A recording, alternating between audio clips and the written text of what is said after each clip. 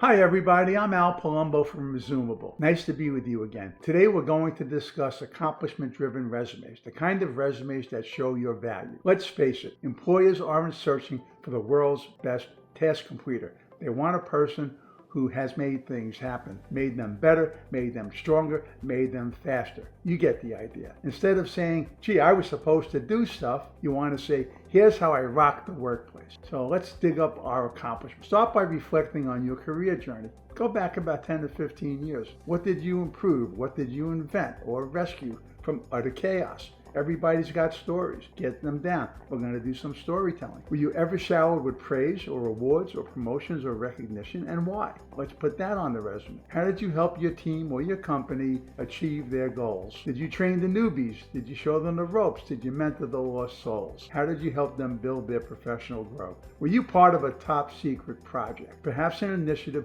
that transformed the workplace?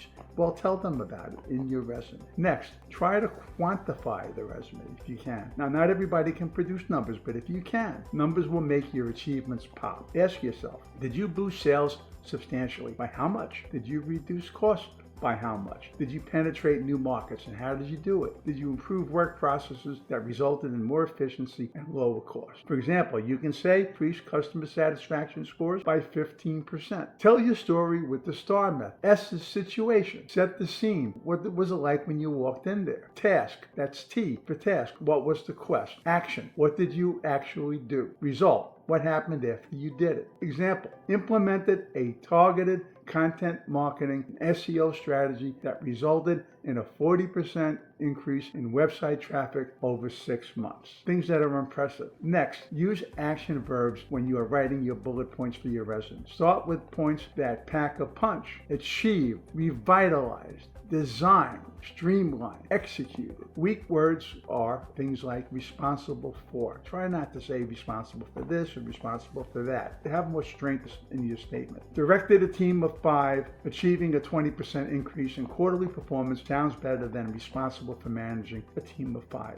Next, customize your resume. Just like snowflakes, no two jobs are exactly the same. Tailor your resume for every role. If the employer craves leadership, show how you led. If they want innovation, describe how you transform the enterprise. Next, make sure your resume has a nice, clean structure. Start with a heading, your contact information, your name, your location, city or state, for example, phone number, preferably a cell phone where you can be reached, an email that is not your workplace email, professional summary. Write a short paragraph that mirrors the profile that they've created in the job posting. Basically, why should you hire me? Your elevator pitch, your value proposition. 4 or 5 sentences would make it nice and neat to do it that way. Next, skills, a skills section. This is where you want to put skills that the employer has called out in his job posting or her job posting, and you want to list them, okay, as long as they resonate with you and you can back it up, because these are the keywords that they will be searching for to decide whether they want to look at your resume. This is part of the applicant tracking system, where they scan and they parse a resume looking for qualifications or core skills. Next, work experience. We want to write a work experience section that mostly shows accomplishments, what you've achieved, not just a doer resume where you're rewriting a job description. Bullet points that show your value. Next will be the education section,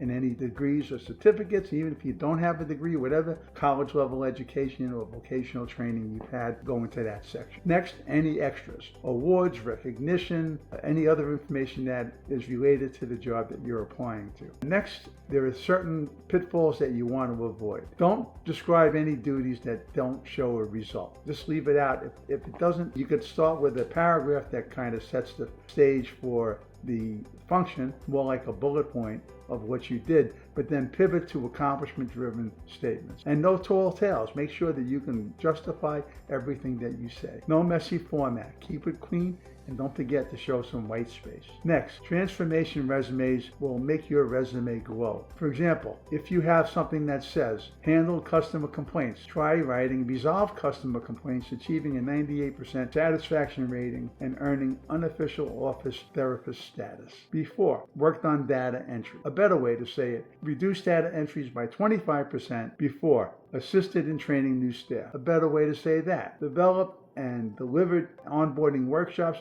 that help new hires hit their stride in half the time. Finally, be specific and concise. Leave out the drama and leave out the explanations. Don't start explaining things on your resume. You can save that for the interview, or you can add additional details in your cover letter. Focus on what the employer wants. He's already told you in his job posting. Keep your resume fresh. Update it as you collect new victories. And don't forget the soft skills: teamwork, cross-functional relationships, problem solving, mentoring, and training. Use bullets, never use paragraphs except for the executive summary up at the top. In conclusion, an accomplishment-driven resume is your passport to opportunity, quantifying and storytelling, and showing your best self. You can catch the eye of every recruiter, and if you follow these tips, you will demonstrate your value. Thanks for listening. We'll see you again.